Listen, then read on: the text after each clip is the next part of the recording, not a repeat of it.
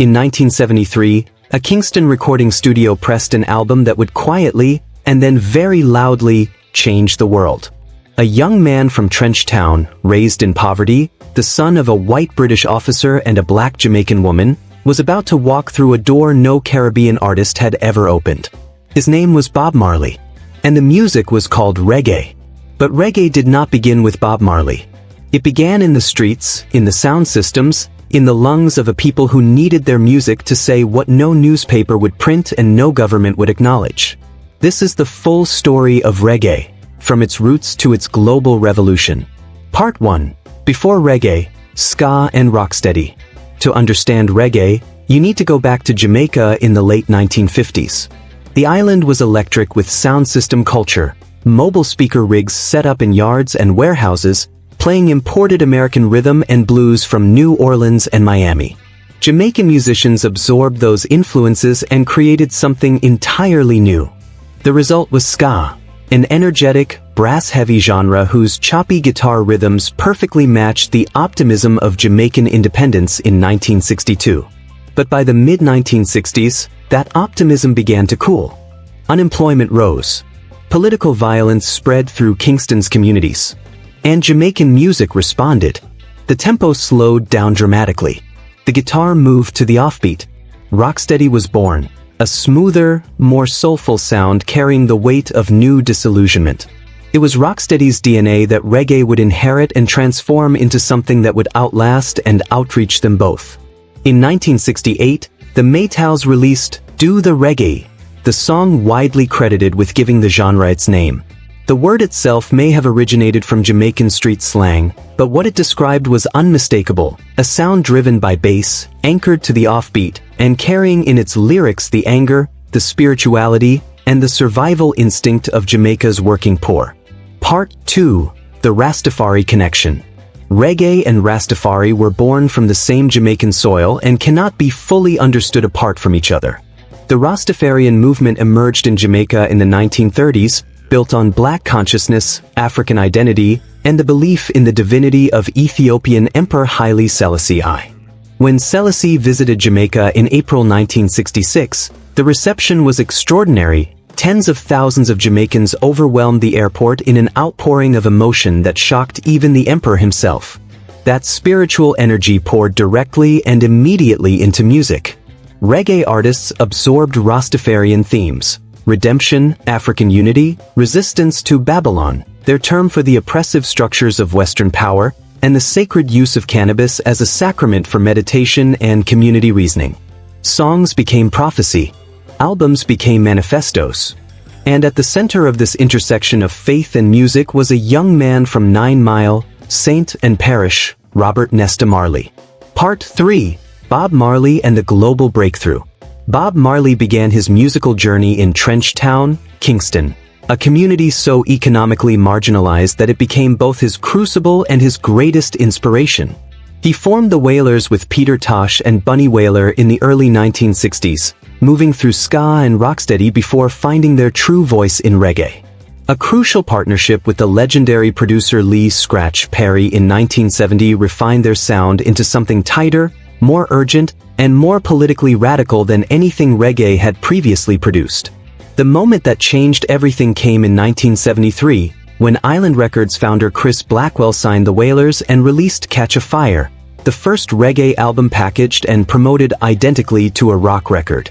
It introduced reggae to a worldwide audience that had never encountered the genre.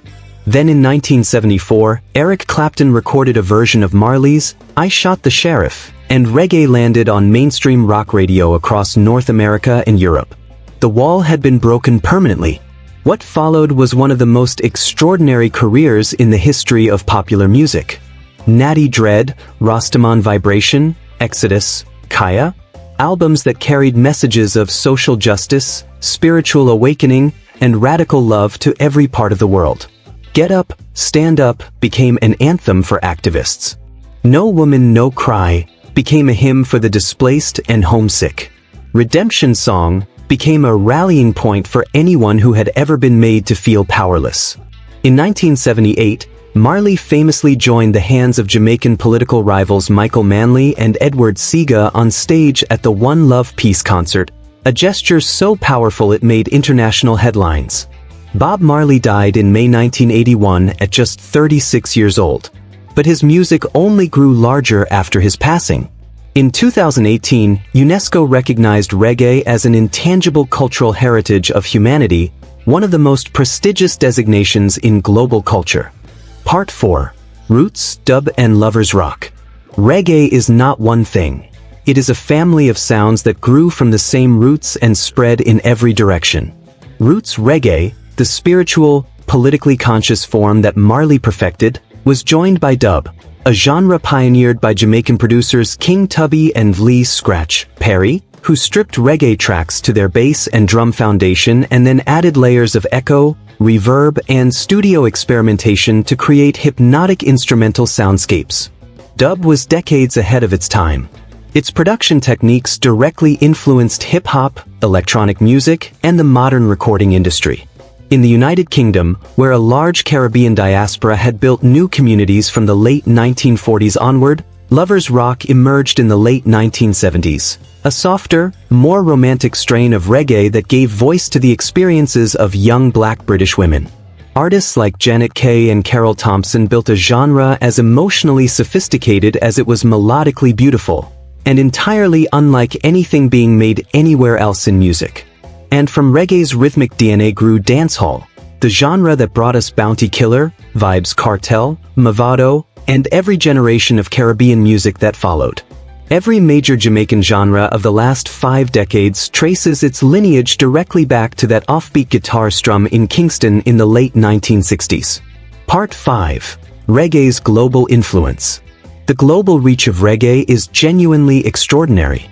In Africa, Bob Marley's 1980 performance at Zimbabwe's independence celebration inspired an entire continent and cemented reggae as the sound of liberation across the African diaspora.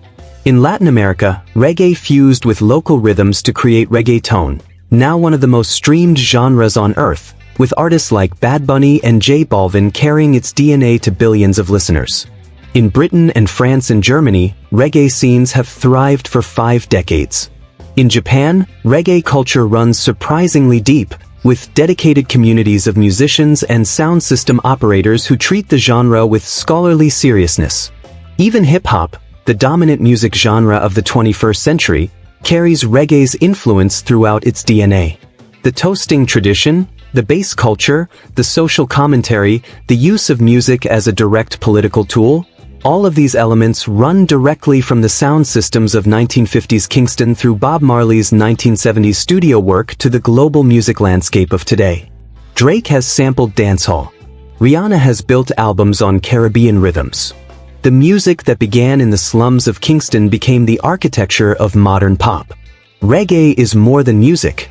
It is the voice of the dispossessed, given beauty and made universal. It is what happens when a people with almost nothing turn what they have into something the world cannot live without. From the sound systems of Kingston in the 1950s to the playlists of 2 billion streaming users today, reggae's journey is one of the greatest cultural migration stories of the modern era. One love, one heart, one island that gave its music to the entire world.